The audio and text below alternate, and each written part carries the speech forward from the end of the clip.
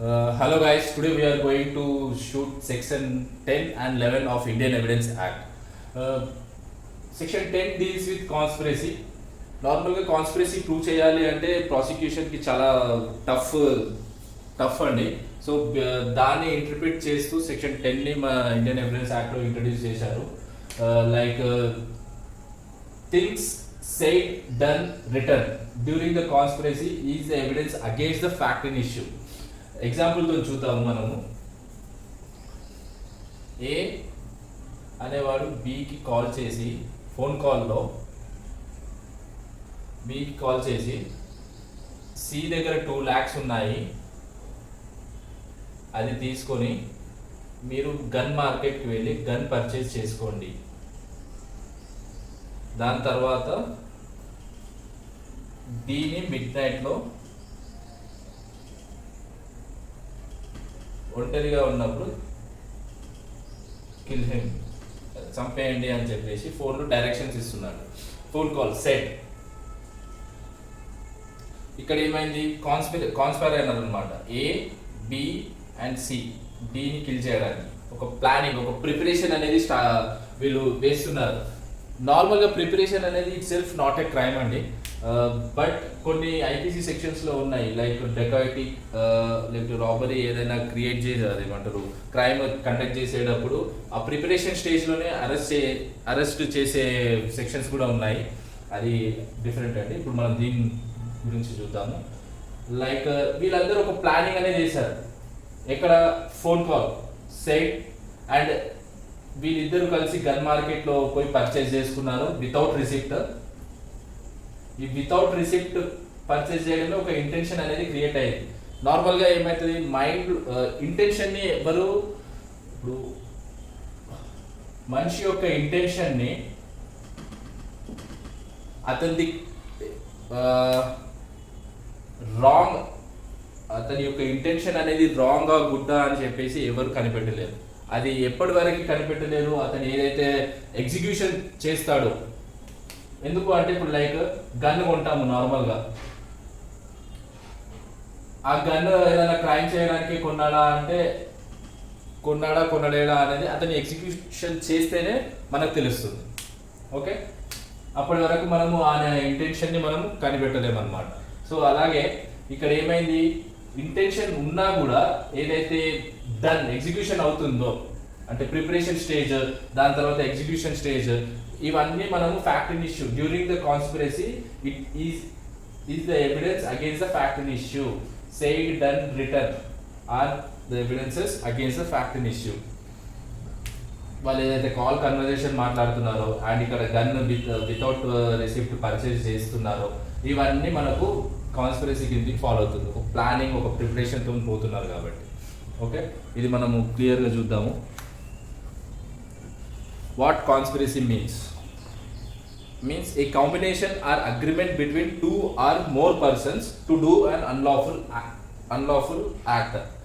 2 or more persons, కాన్స్పిరసీలో minimum 2 ఉండాలండి, ఎందుకంటే ఒకరికొకరే మాట్లాడుకోలేరు కాబట్టి.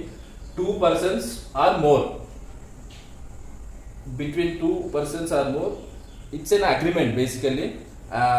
Persons to do an unlawful act or to do a lawful act by unlawful means. ఇందులో ఏమైతుంది అంటే like the underlying object on which section 10 is based is the principle of agency అండి. ఇప్పుడు like ఇతను phone call చేసేసి వెళ్ళిపోతాడు, but వీళ్ళు ఇద్దరు ఎగ్జిక్యూట్ చేస్తారు. ఎగ్జిక్యూట్ చేసినా కూడా ఇతని మీద కాన్స్పిరసీ సెక్షన్ అనేది పడుతుంది, ఎందుకంటే వీళ్ళందరూ ఏజెంట్స్, ఒకరికొకరు ఏజెంట్స్ కాబట్టి. అందుకే కాన్స్పిరసీ కేసులలో ఒకరు తప్పు చేసినా కూడా అతను ఏదైతే తప్పు చేస్తున్నాడో అది అతని మీద కూడా పడుతుంది అన్నమాట. కాన్స్పిరసీ సెక్షన్ అనేది అతని మీద కూడా అట్రాక్ట్ అవుతుంది. Even though middle of the ప్లానింగ్లో నేను చెయ్యను అని చెప్పేసి వెళ్ళిపోయినా కూడా ఆ కాన్స్పిరసీ సెక్షన్ అనేది అతని మీద అట్రాక్ట్ అవుతుంది. సెక్షన్ 10లో కొన్ని కండిషన్స్ ఉన్నాయండి, అది కంపల్సరీ ఆ కండిషన్స్ ఫాలో అవుతూనే లైక్ కాన్స్పిరసీ అనేది అట్రాక్ట్ అవుతుంది. అది చూద్దాము. Prima facie evidence that 2 or more persons have entered into a conspiracy.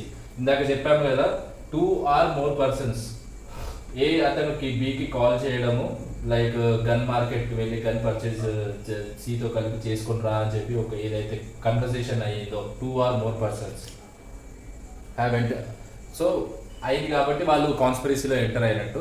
Anything said, done or return after conspiracy and not before.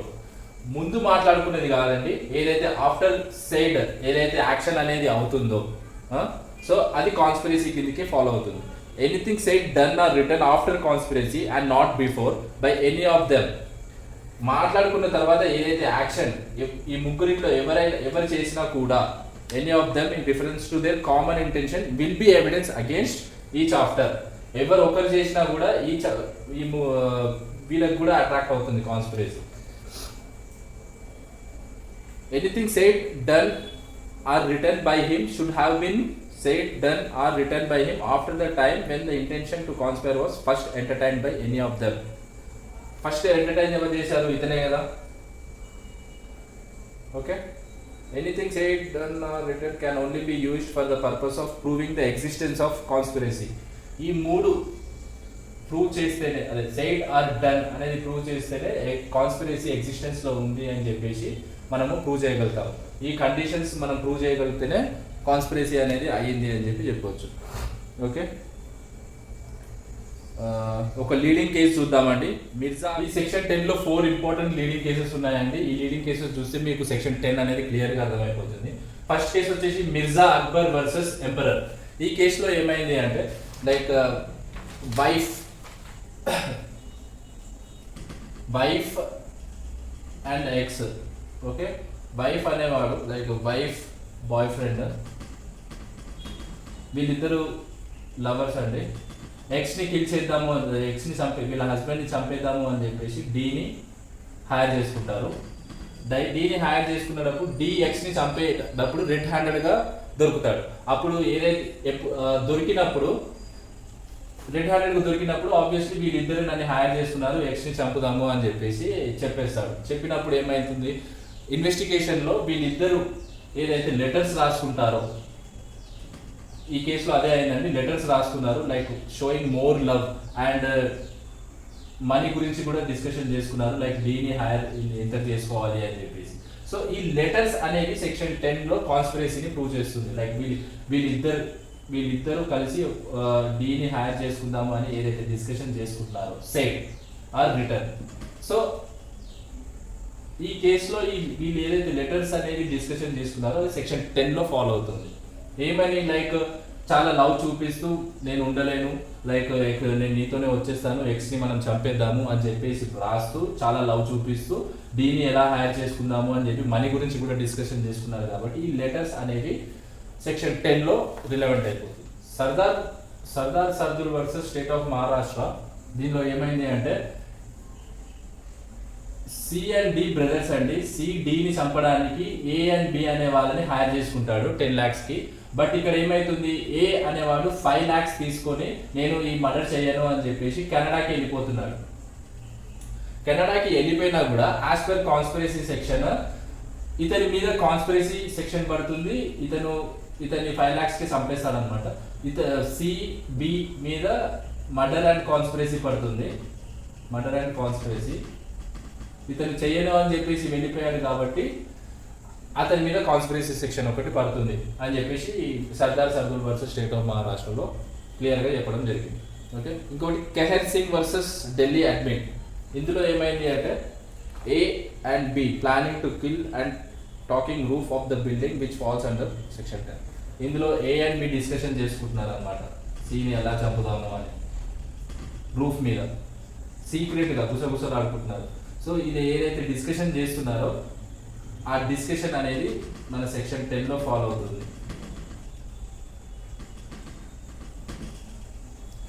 ఏదైతే డిస్కషన్ చేస్తున్నారో అది సి చూసాడు అనమాట.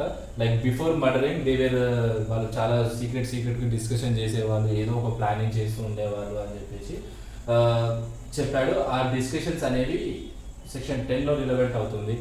ఈ సెక్షన్ లో ఈ కేసు లో క్లియర్ గా. నెక్స్ట్ వచ్చేసి Black R versus black and Tie case అండి. వీళ్ళిద్దరూ customs officer, Black and Tie. వీళ్ళు ఏం చేసేవాళ్ళు అంటే కస్టమ్ డ్యూటీస్ లేకుండా గూడ్స్ అనేది పంపించేసేవారు ఎంతో అంత మనీ తీసుకొని. బట్ ఇక్కడ ఏమైంది, వీళ్ళిద్దరు కాన్స్పైర్ అయ్యింది, ఎలా ప్రూవ్ అయ్యింది అంటే టై అనేవాడు ఒక అకౌంట్స్ బుక్ ని మెయింటైన్ చేశాడు. ఎందుకు? బ్లాక్ మీద నమ్మకం లేక, లైక్ పర్ డే ఇన్ని కస్టమ్స్ డ్యూటీ మనము లేకుండా మనం బయటికి పంపిస్తున్నాము అని చెప్పి ఒక అకౌంట్స్ అనేది మెయింటైన్ చేశాడు. ఈ ఏదైతే అకౌంట్స్ మెయింటైన్ చేసిందో దీనివల్ల వీళ్ళిద్దరు కాన్స్పైర్డ్ అయ్యారా అని చెప్పేసి ప్రూవ్ అవ్వడం జరిగింది ఈ case, R versus black and Tye. ఇక్కడ రిలవెంట్ ఏంటిది, వీళ్ళు ఏదైతే అకౌంట్స్ మెయింటైన్ చేసుకున్నాడో ప్రాఫిట్ అండ్ లాస్, నీకు ఇంత పోతుంది నాకు ఇంత వస్తుంది, ఆ అకౌంట్స్ అనేది సెక్షన్ 10లో రిలవెంట్ అవుతుంది రిటర్న్.